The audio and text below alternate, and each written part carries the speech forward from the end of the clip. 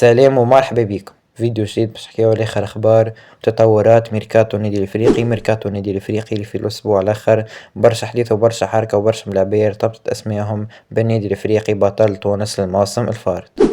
نبدأ باللاعب الأول اللي هو إلياس بوزعين. إلياس بوزعين ظهير أيمن اللي فسخ عقده منذ أسابيع مع الترجي الرياضي التونسي، 27 سنة. إلياس بوزعين جه الترجي الرياضي التونسي في ميركاتو الشتوي 2025، قدم مباريات محترمة، عنده 7 مساهمات هدفية، 6 أسيست وبونتو مع الترجي الرياضي التونسي. رغم قلة الدقائق اللي لعبهم مع الفريق لكنه تعرض للظلم وتهميش كبير مع أغلب المدربين، ميريغي كانف، الكنزاري، البوميل، حتى كريستيان باكوني. إلياس بوزعين حتى اللي فسخ عقده مع الترجي الرياضي التونسي مخداش فرصته الكاملة، حتى كلاعب احتياطي يهبط من بنك البودلة ورينا في برشا مباريات ما يشاركش أصلا في قائمة المباراة. هذاك علاش إلياس بوزعين حاليا هو خيار مطروح وخيار أول تعزيز الجهة اليمين للنادي الإفريقي مع غيث الزعلوني. غيث الزعلوني أفضل ظهير أيمن الموسم فارط في البطولة التونسية وفي الرابطة المحترفة الأولى، صاحب هدف التتويج التاريخي بالبطولة التونسية أمام الترجي الرياضي التونسي في الديربي. غيث الزعلوني بلا شك هو أفضل ظهير أيمن في البطولة التونسية، واحد من أفضل الأظهر اليمين اللي موجودين حاليا في تونس،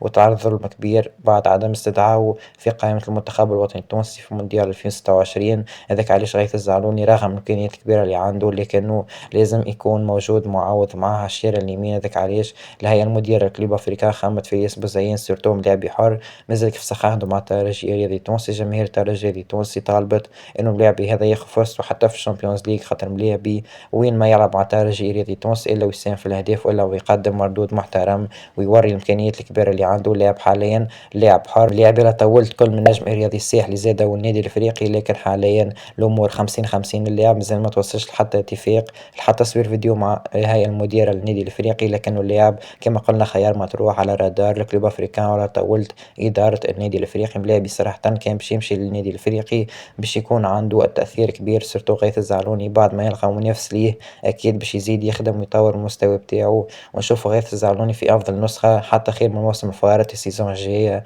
مع النادي الإفريقي. لذلك أشوف إلياس بوزعين سيرتو في صورة إصابة غيث الزعلوني ولا تدهور المستوى بتاعه لا قدر الله نجم نشوفه إلياس بوزعين الموسم القادم على الشارع اليمين مع النادي الإفريقي. وصراحة نتصور بهذا باش يعمل مفاجأة كان ينتقل للنادي الإفريقي، نتصوروا باش يلانسي الكارير بتاعه، خاطر نعرفوه ملاعبي عنده صولات في الدوريات الأوروبية، ملاعبي في الدوري السويدي كان من أفضل اللاعبين وكان من أفضل الأظهرة في الدوري هذا. هذاك علاش إلياس بوزعين مع النادي الإفريقي نتصوروا ينجم ينجح بصفة كبيرة كيف وكيف أسامة السيلي اللي كان مهمش زادة في الترجي الرياضي التونسي ومن بعد انتقل للنادي الإفريقي، ولا من أكثر الملاعبية ومن أحسن الأظهرة في البطولة التونسية ومن أكثر الملاعبية مساهمة في الأهداف بالصناعة، 9 أسيست وزوز أهداف الموسم فارط.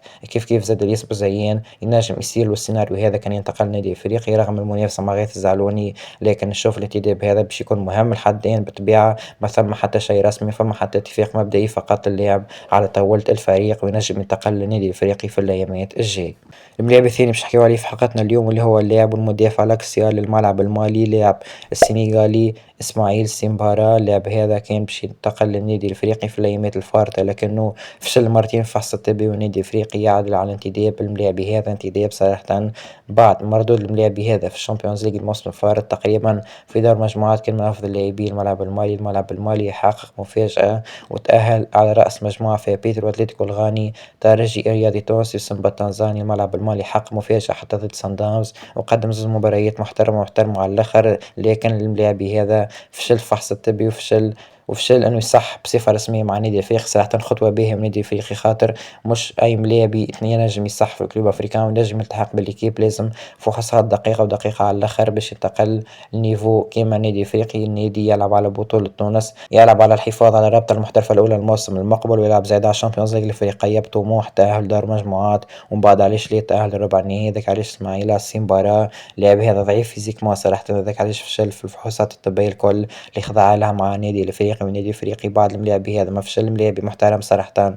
27 سنة تصورت باش يكون تيتولير مع ياسين مريح، لكن الصفقة هذه طاحت في الماء والنادي الافريقي حاليا عنده بلان بي في مركز الدفاع، وفما مدافع اخر من جنوب افريقيا ملاعبي باش يعزز دفاع النادي الافريقي في الايامات الجاية بجنب ياسين مريح. والنادي الافريقي قاعد يخدم بقوة لانهاء الميركاتو قبل بداية البطولة التونسية باش يبدا رصيد البشري واضح للمدرب ميار الكنزاري.